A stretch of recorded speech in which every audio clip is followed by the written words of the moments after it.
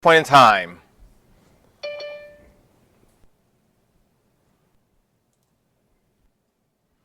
I guess the answer is no. All right, so let's get into this.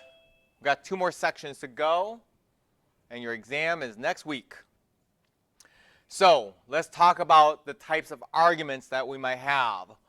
First one, inductive. Inductive means the premises are specific and it gets to a general conclusion. So if you look at the example, if you look at the premise or premises, they're all very specific. Bluebirds fly, hummingbirds fly, cardinals fly. And then the conclusion is very general. All birds fly. Right?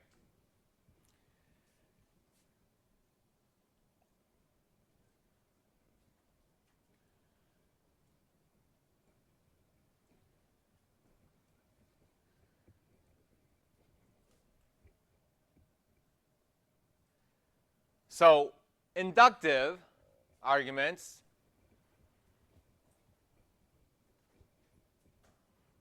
is not very strong, right?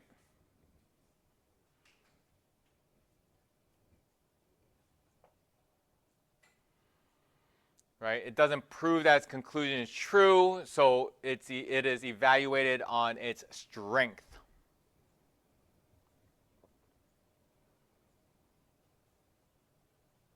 The argument is only strong if it has a compelling case, and it's weak if the conclusion is not well supported by its premise.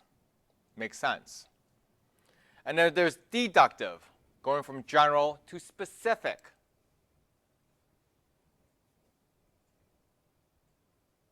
Right? So if you notice, it's premise A or premise 1 says all doctors are intelligent. I'm not sure if that's true. Dr. Jones is a doctor. Therefore, Dr. Jones is intelligent. Right?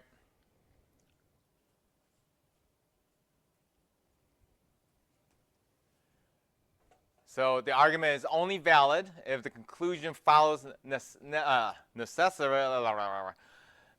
necessarily from the premises, regardless of the truth of the premise or conclusion. We don't know Dr. Jones.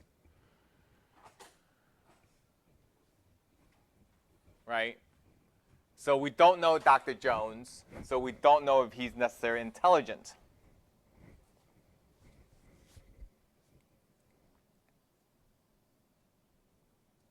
So we got to test for validity. We draw a Venn diagram that represents all the information contained in the premise. Check to see whether the Venn diagram confirms the conclusion. If it does, then the argument is valid. Otherwise, the argument is invalid.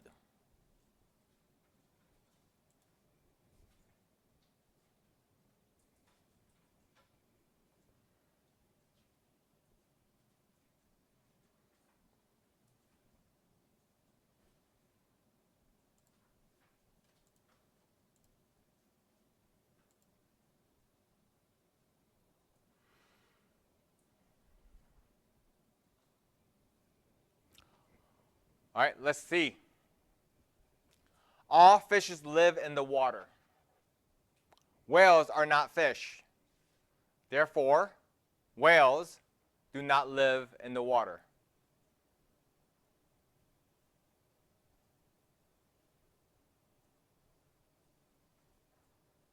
Valid.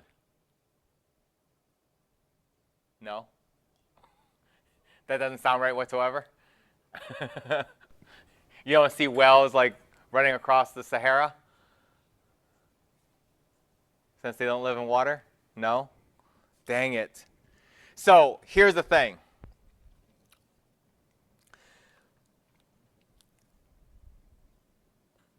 So they were talking about drawing Venn diagrams. This would be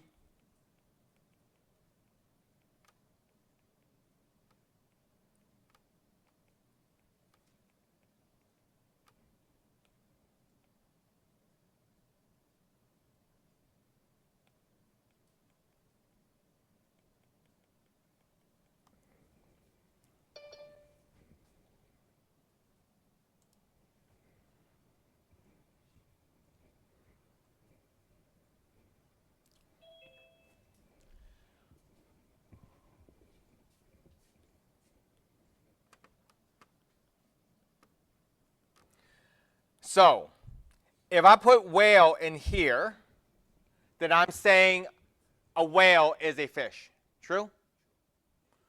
However, it says whales are not fish. So can I still put it here and not be a fish? Yes. But can it still be things in the water? Yes.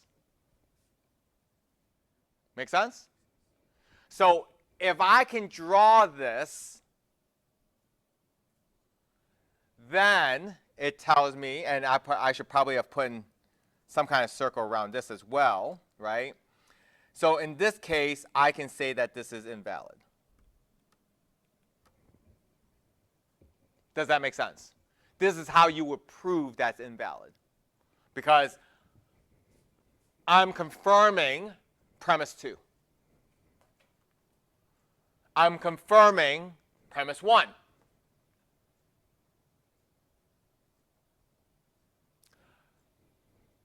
And because I'm putting it here, it confirms that the conclusion is not valid. Pretty good?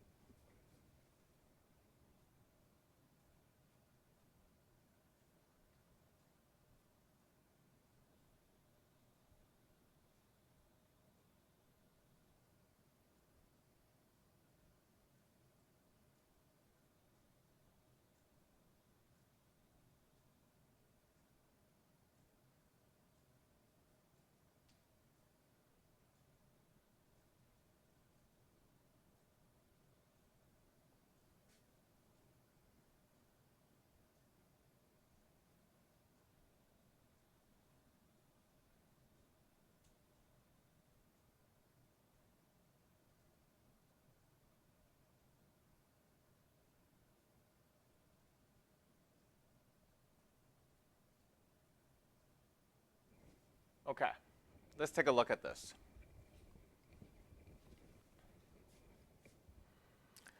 So what do you guys know is about premise 1? Does that look familiar? Looks like our if-then statements, right? Okay.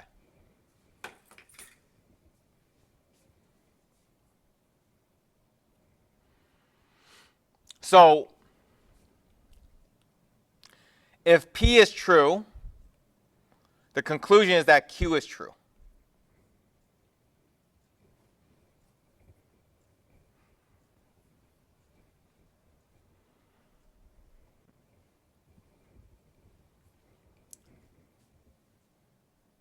Let's say that Q was false.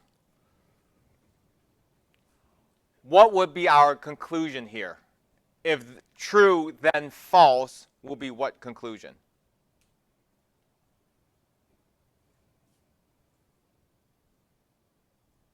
You guys don't remember the truth table? It would be false. If you wash my car and I don't pay you $50, that's a bad deal, right? And here's the thing. We always want this to be true. So therefore, oops, that won't work. That hence is valid.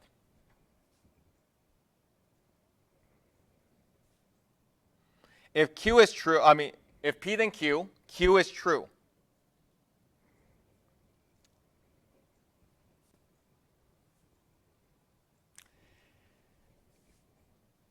If P is true, this statement is true, yes? What if it was false? Is this statement still true? False and true is what? Try again. If you don't wash my car and I pay you $50, is that still a good deal? It's a great deal, isn't it? That is still true. Agreed? What I'm trying to say is this. If I did this or this, the conclusion is still true. So I cannot validate that this is necessarily true. It doesn't have to be true. Understood? Okay? And this is only because of premise 1 is true. Well, if premise 2 is true, well, the problem is that this could either be true or false. So therefore, I can't conclude that this is true because it could be true or false. That's why it's invalid. Understood? Let's take a look at this.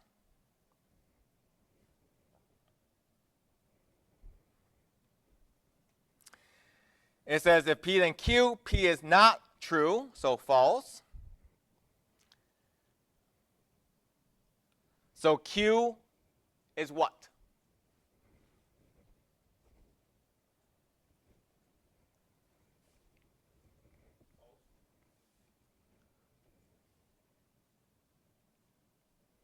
So you're saying that, is that true? If you don't wash my car, I don't pay you $50. Is that still a fair deal? Yes, it's still a fair deal, right? You don't do work, you don't get paid. Makes sense. How about this? Is that still a true statement? So again, that could be false or true. Does that make sense? So if you assume that P was false, you can't necessarily say that Q has to be false. Because Q can be true, can be false.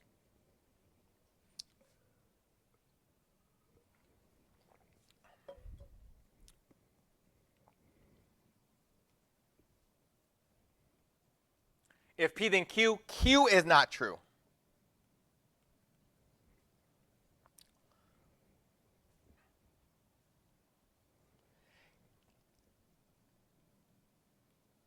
Can this happen?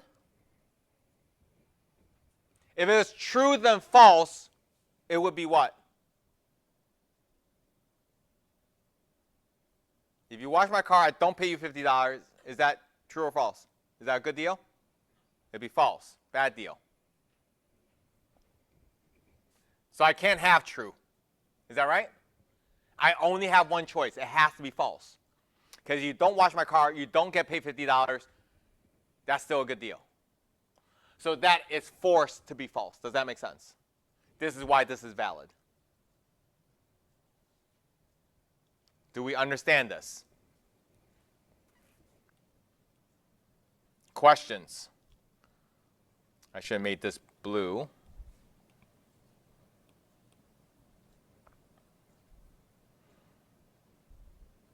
And this blue.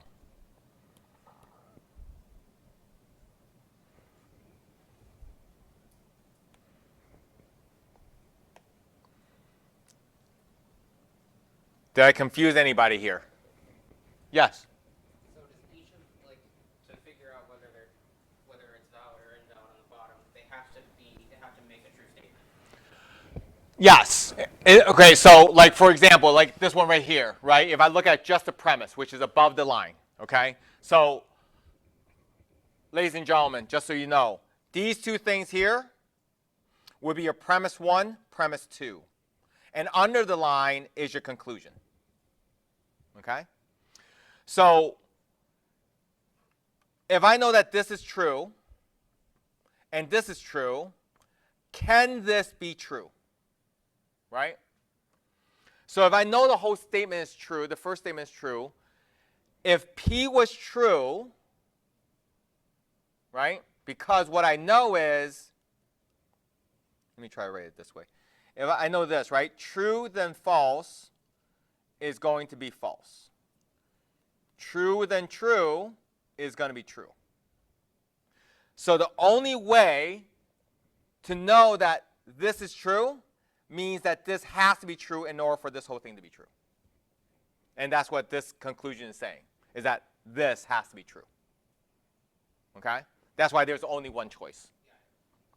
Where the second one, right, it says that Q is true. So this is the staple. Okay? But the problem is that when I do false then true, well, that is going to be a true statement. True then true is also a true statement, which tells me that I am unsure if this P is a true or false. That's why if this is assumed to be true, it cannot be valid, because there's multiple scenarios that could happen. It could either be true or false, right? Where here,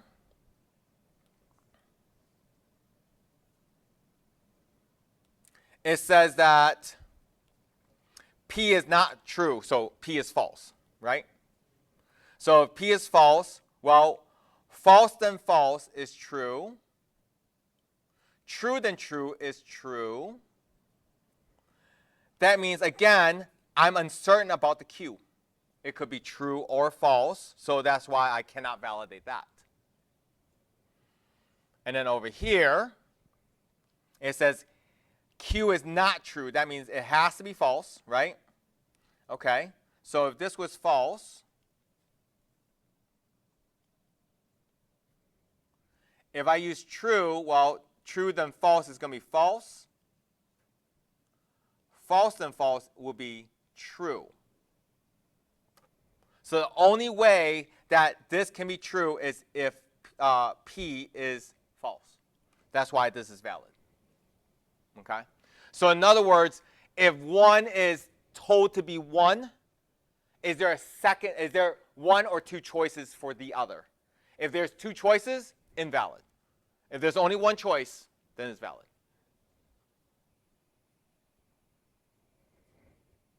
Other questions, guys?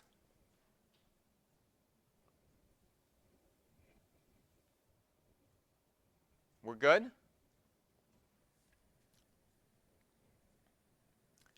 If a person lives in Chicago, then the person likes windy days. That's why it's called the Windy City. Carlos lives in Chicago, not Chicago's. There's no multiple. Carlos likes windy days.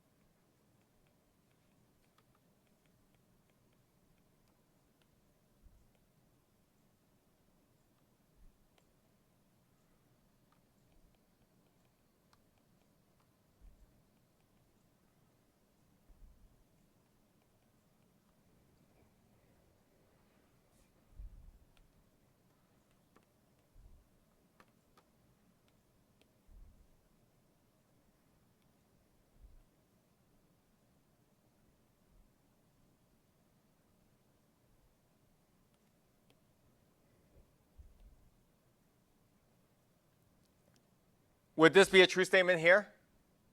Is this correct? No, because it says Carlos what?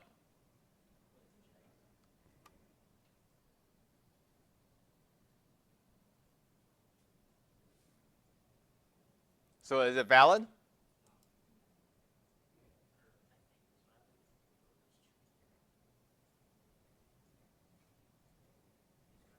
So here, look at this.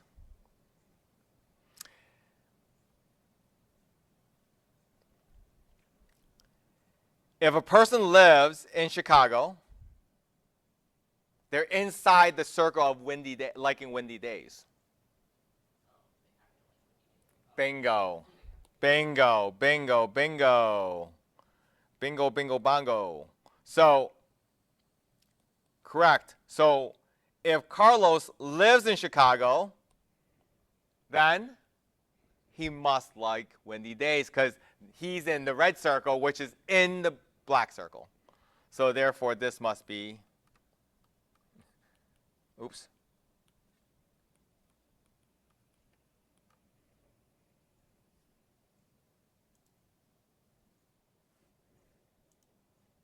Questions?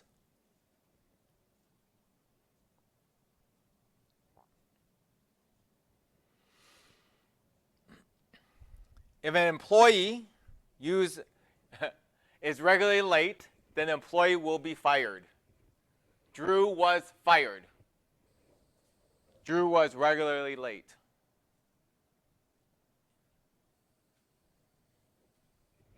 Doesn't seem very valid, does it? Because people don't only get fired for being late. So how will we draw this?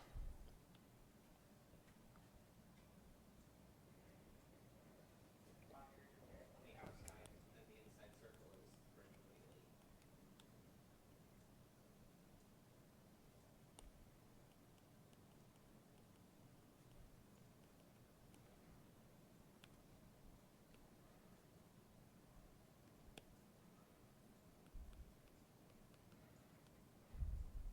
late. I drew a circle. Haha. Right? Drew was fired. Mentioned nothing about him being regularly late, right? So valid, invalid? Invalid.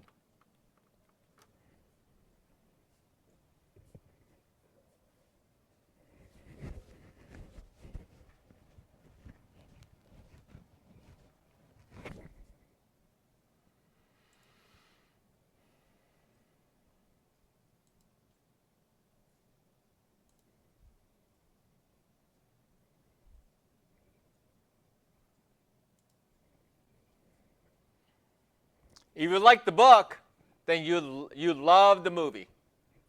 You did not like the book, you will not like the movie.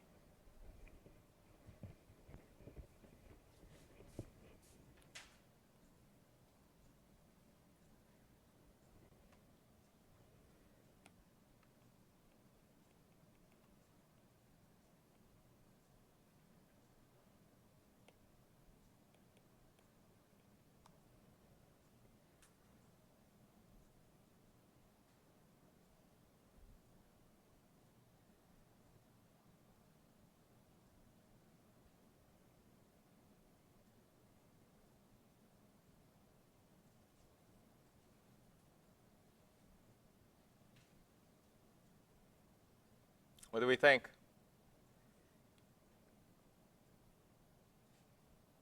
I guess I should do this.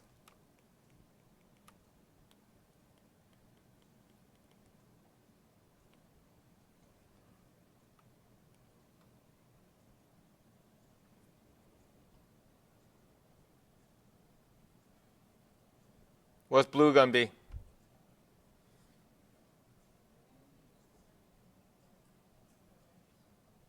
Well, what should we label the blue circle be? You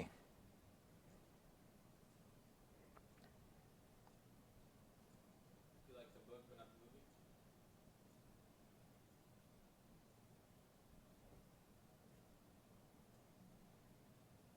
Didn't like the book?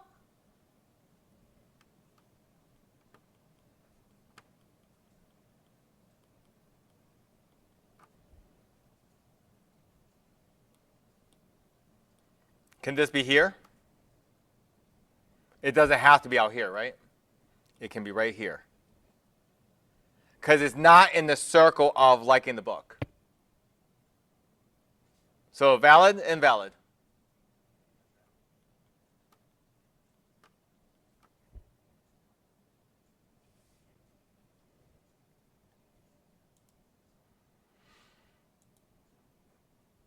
Are we okay? Pretty easy? A narcotic is habit forming. Aspirin is not habit forming. Therefore, aspirin is not a narcotic.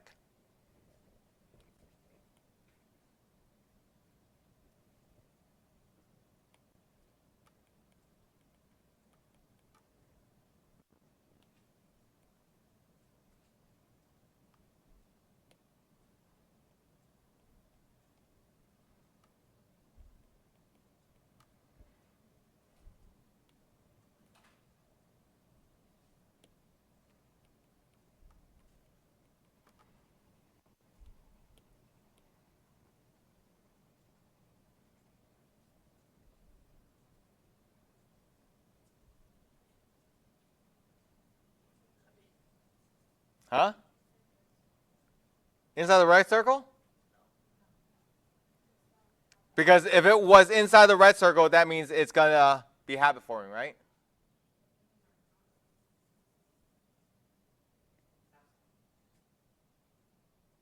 Because it says, the second premise says aspirin is not habit forming. Habit forming is the black circle.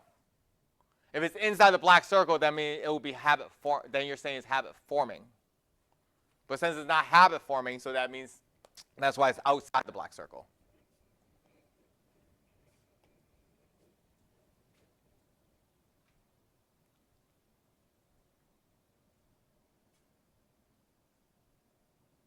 Yes? No? No? Yes? Which one is it? Make up your mind, dude. What is the question we have? Huh? Say it again. You're saying it's good. Because if they're both true, then the last one is true. Correct? It would be outside the black circle. It is. So the current picture is correct. Yeah, that's what I'm saying. So it's valid. Correct? Correct.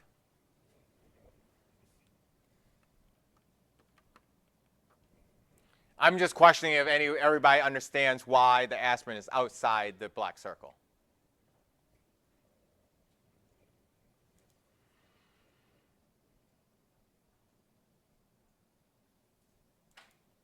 We okay?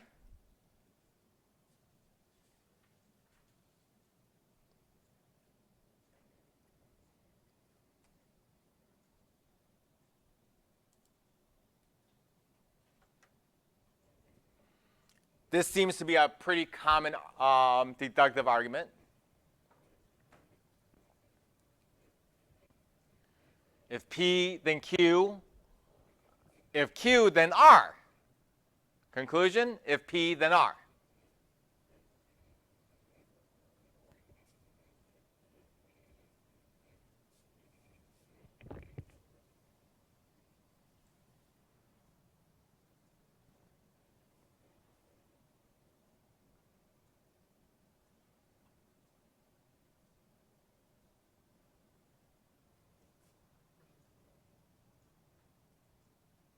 This particular chain of conditional is valid if P implies Q and Q implies R. Therefore,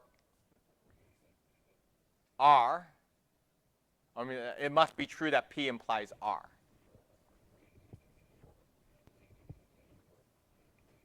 So if Maria Lopez is elected to the school board, then the school district will raise academic standards.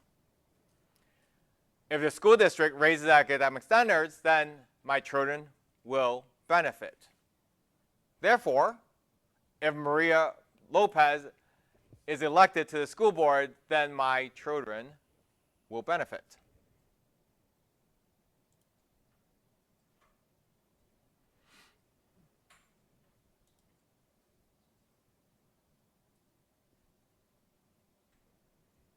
Right?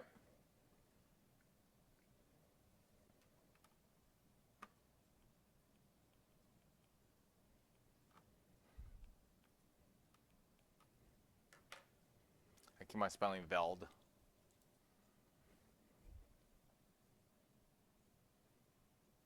Oh, that's it? That's all? Draw a circle to see what it looks like. Do you really want it? I don't think you want it.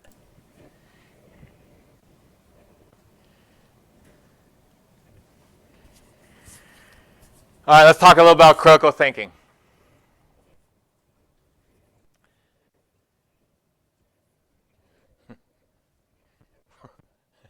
Which we don't do a lot of these days. Read or listen carefully. We don't do number 2 very well either. Look for hidden assumptions. Identify the real issue. Ladies, this is where men have issues. We can't identify the real issues. Okay? So ladies, help us out. Just tell us what the real issue is. We have a hard time. It's true. In fact, tell us what you want from us. Like, I want an answer. Like, I want a solution. Or just say, I just need you to listen. That's it. No reply necessary. I just need you to listen. I just need a vent. Okay? Just tell us. It's okay. If we love you, we'll do exactly that. All right? Understand all the options. Watch for fine print and missing information. Are other conclusions possible? Watch for outright fakery. Do not miss the big picture. And again, ladies, us men have a hard time identifying the real issues with you guys. So just tell us what you want, what you need. And we will certainly oblige, given the fact that we love you. Okay? Sometimes we need reminders. So if you need us to listen and we want to say something, just say, no, I just want you to listen. Stop. Don't even talk.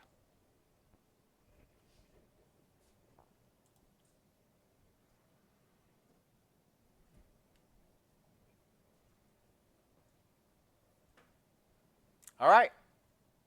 We should build more prisons.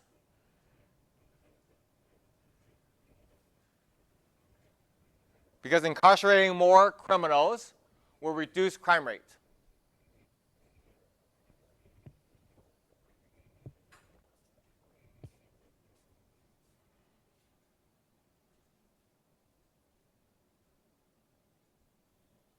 What's the premise?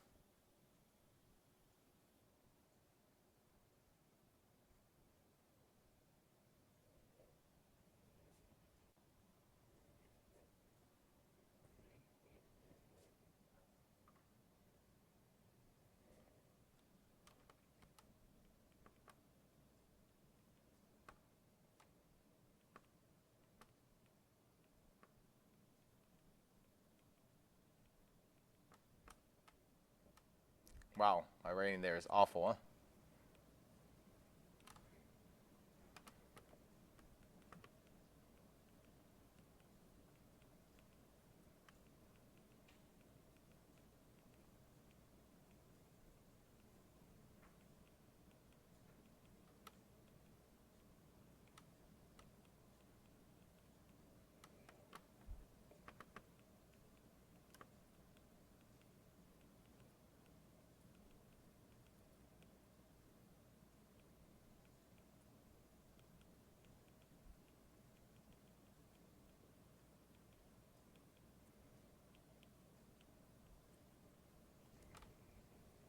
Does that sound right? Based on what we're given?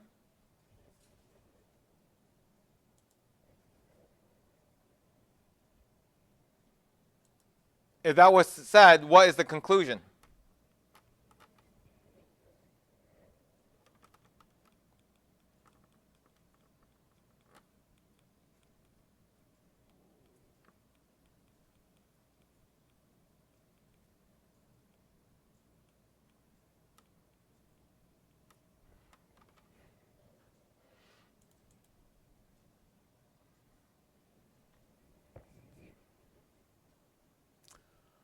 What are some hidden assumptions?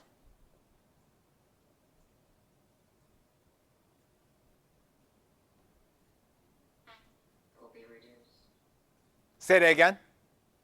That crime rate will be reduced. Yeah. Assuming that'll happen. Mm-hmm. Well, if crime rate was reduced, then we'll have, what, a more desirable society, right?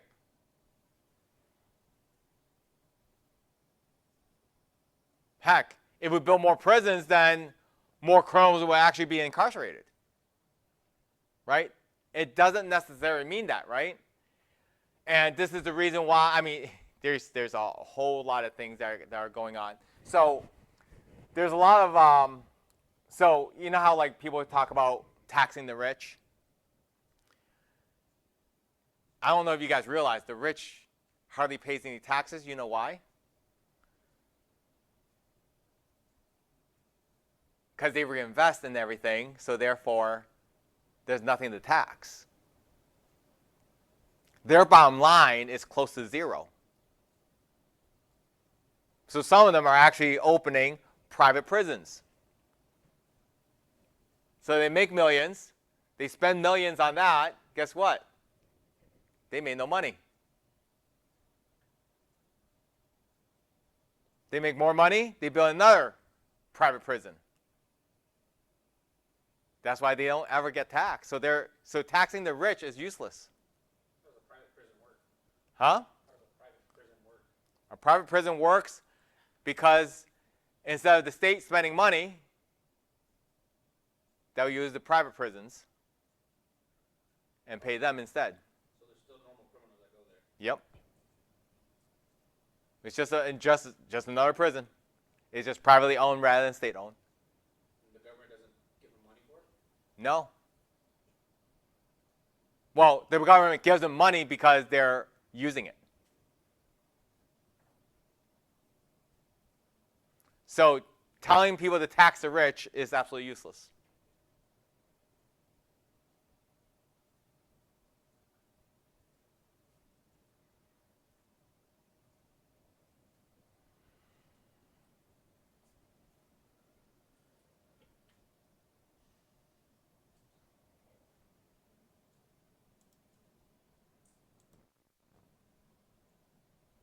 Right? So there's a lot of hidden assumptions here.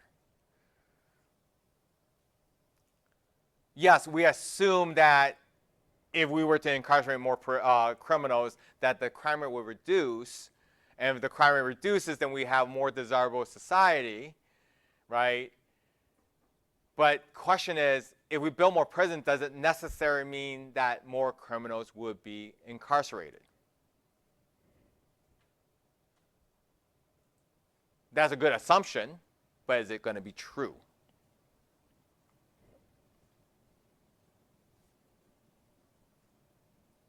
Okay? So those are kind of things that you kind of have to look at.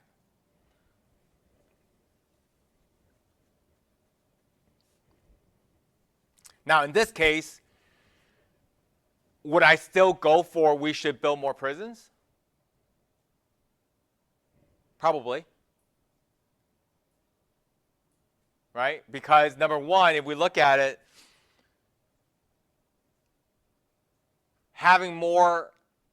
stuffing more criminals in fact, I think this happened a few years ago, right? Where the prisons were way too full. Say they start letting people go, right? And if they go back on the streets, guess what? Things starts happening again, right? So maybe building more prisons doesn't necessarily mean that we're going to incarcerate more criminals, but it also means that we might be able to keep more criminals where they are supposed to be, right?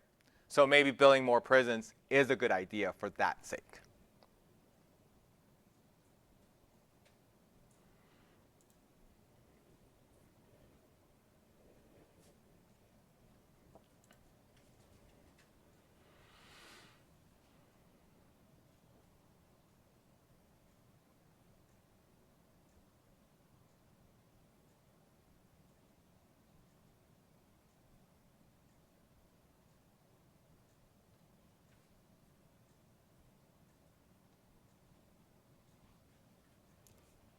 So what do we think? Should the future concerts be banned?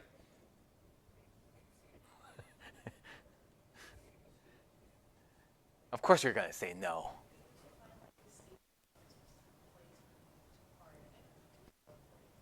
Mm-hmm. Agreed.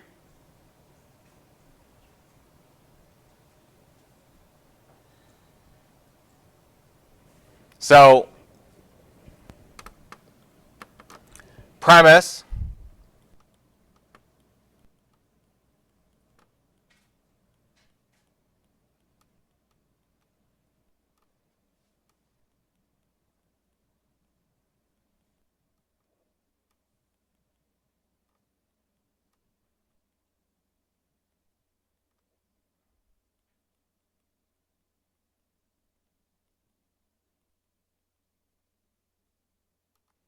right?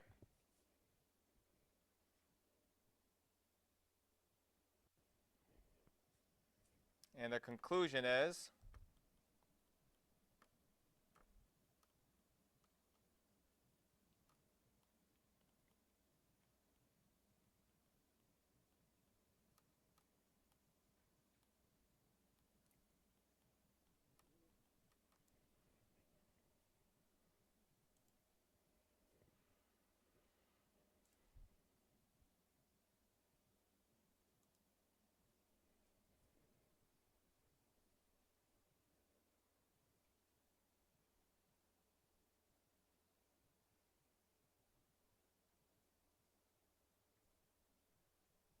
so as you said, the conclusion should not be future concerts at the theater must be banned, right?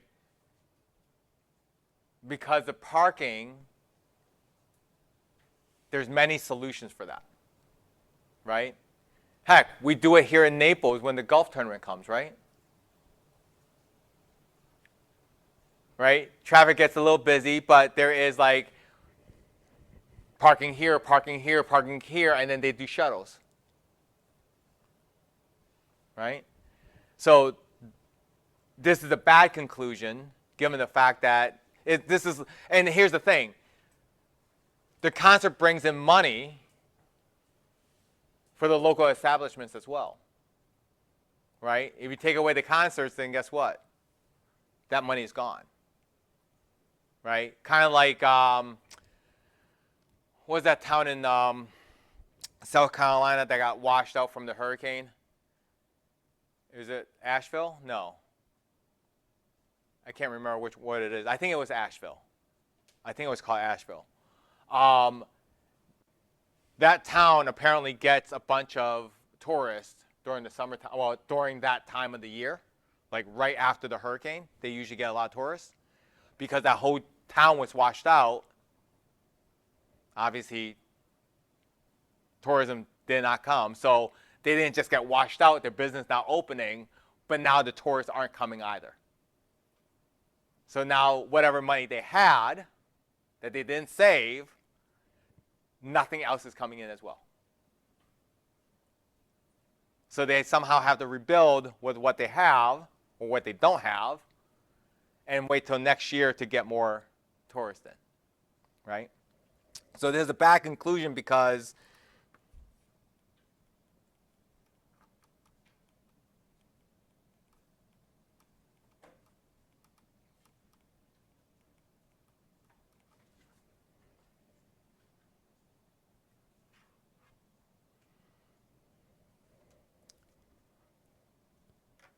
questions.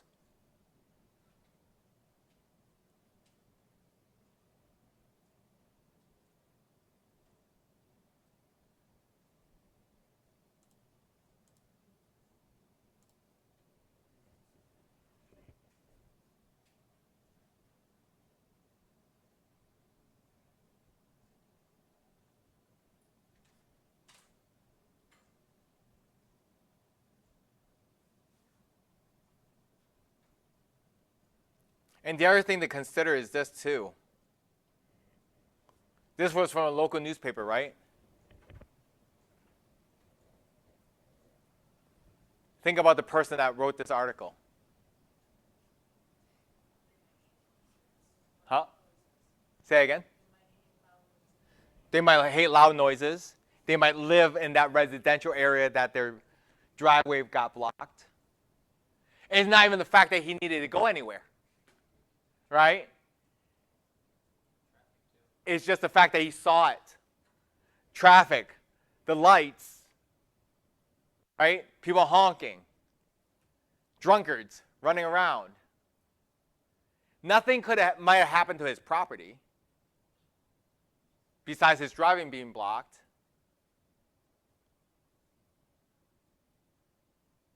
But because he doesn't go to the concert, he doesn't like loud noises, right? He goes to bed at 6 p.m. It happens, right? Like those are all same thing. Yeah, Sanibel Island as well. Sanibel as well. Yeah, a lot of places got shut down. Fort Myers Beach as well, right? And now nobody can afford houses on Fort Myers Beach because the insurance got jacked up too, right? Yeah. Well, as is, and they're tear down, so then it just costs more than it's even worth. Mm-hmm. So people can't even sell. We were going to move until we couldn't sell the house. So now we're staying. So we're saying. So we're saying. All right. So here's my next question. I wanted to see.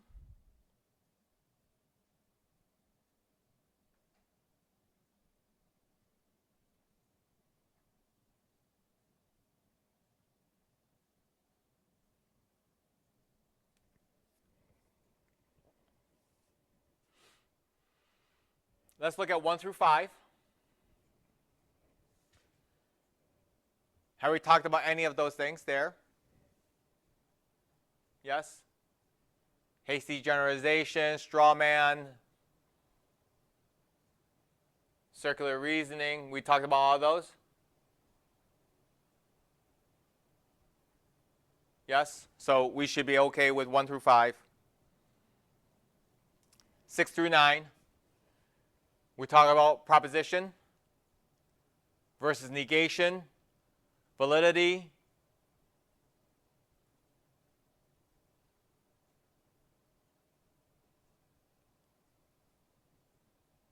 Are we okay with all those? Yes?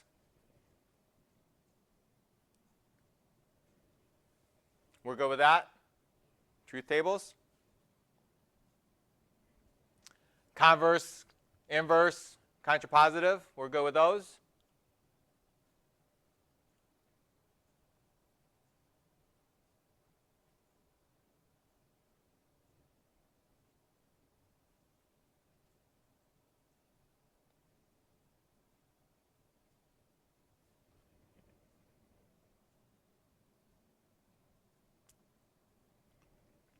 Venn diagrams?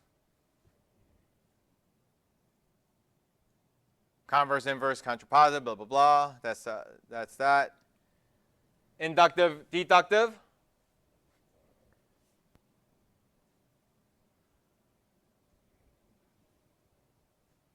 '20 is about putting the numbers in the right places.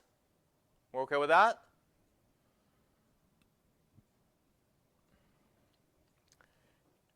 Inductive, deductive, valid and invalid.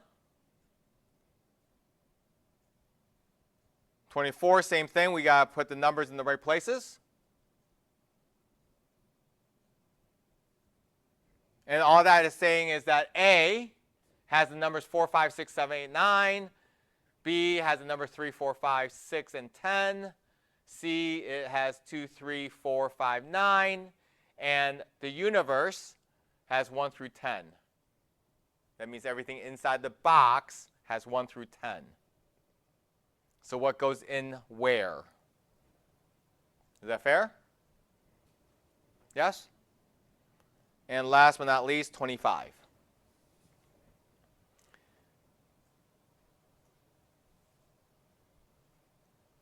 Do we know what those symbols mean?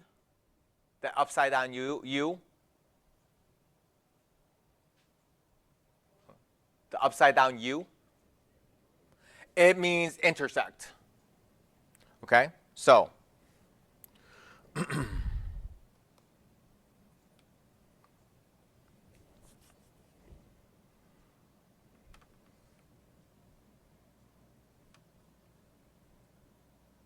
actually,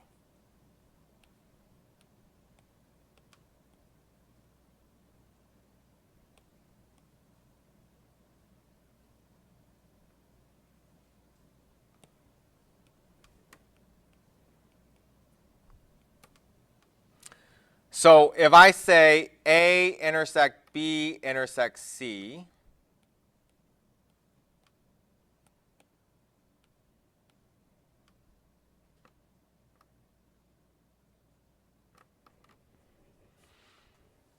that's that part.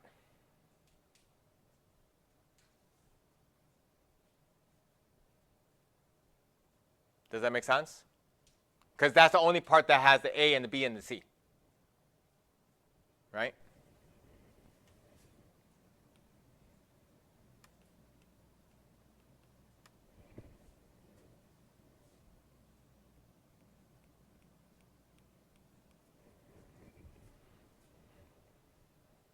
Does that make sense? If I look just at the A circle and the B circle, that's where they intersect.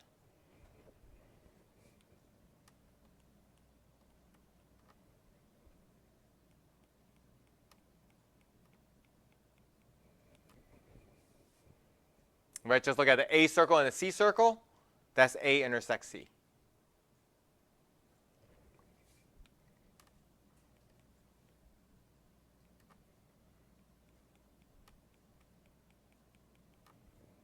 Now, notice that I've been shading on here as well, right?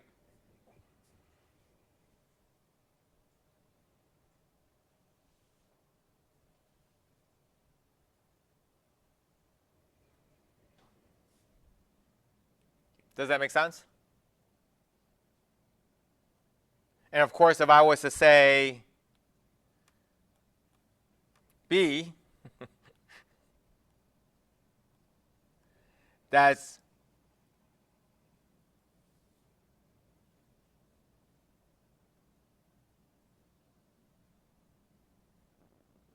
all of that, right? Are we okay?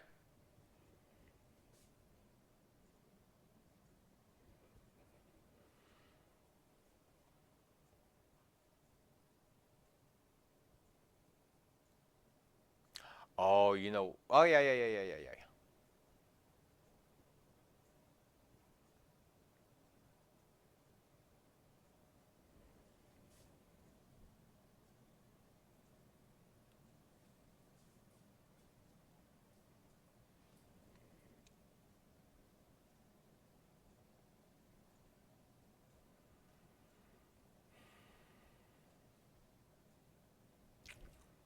I feel like I should do a small example for you guys here.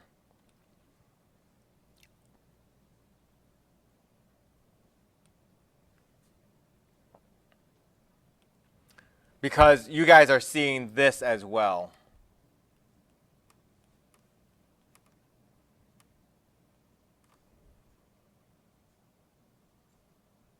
So what this means is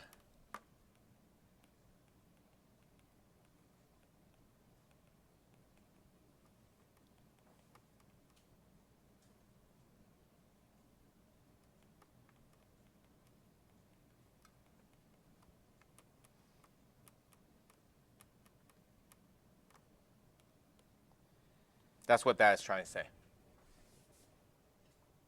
There are 5 things in B.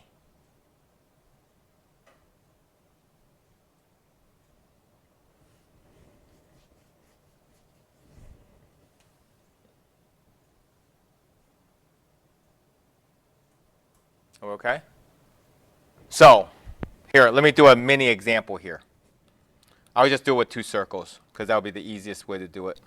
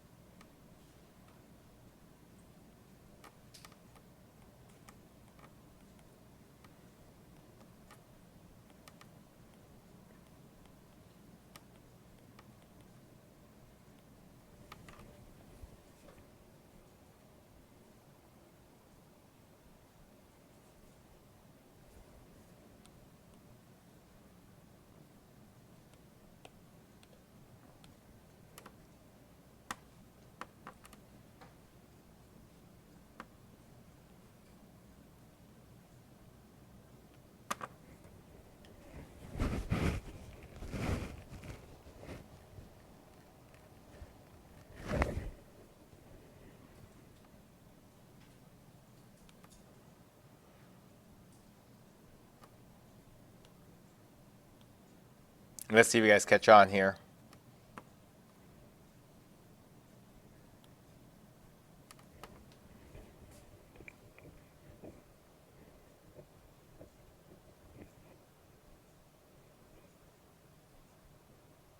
Does that make sense? For the ones that doesn't make sense, here it is. So you guys saw this, yes?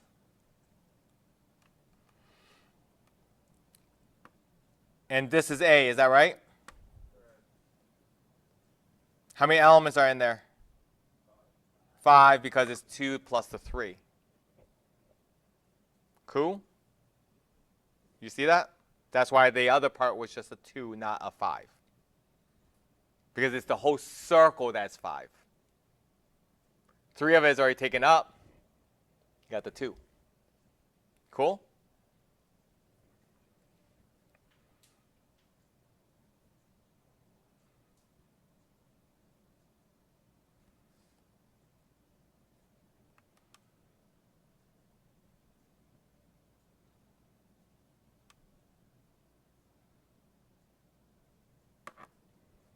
That brown circle has 12. The 3 and the 9 makes it 12.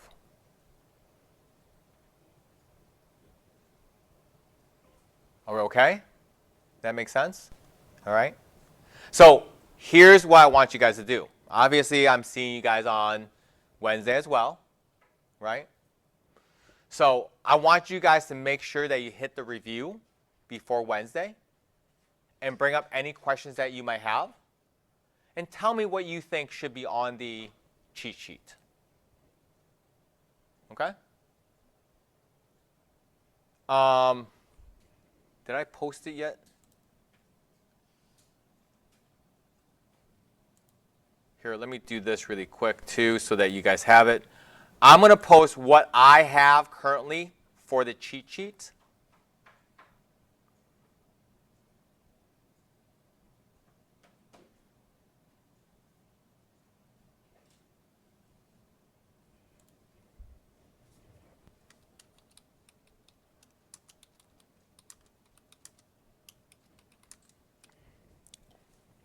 And you tell me if this is enough or do you need something else? Do you need more on it?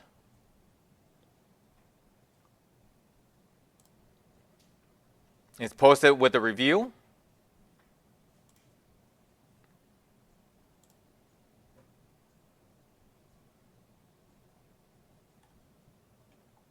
All right. Any questions? We're good? People at home, are we okay? All right. Well done. Ladies and gentlemen, please have a wonderful, blessed day. Please be safe. Love you guys. See you guys on Wednesday with all these questions about the review. Later.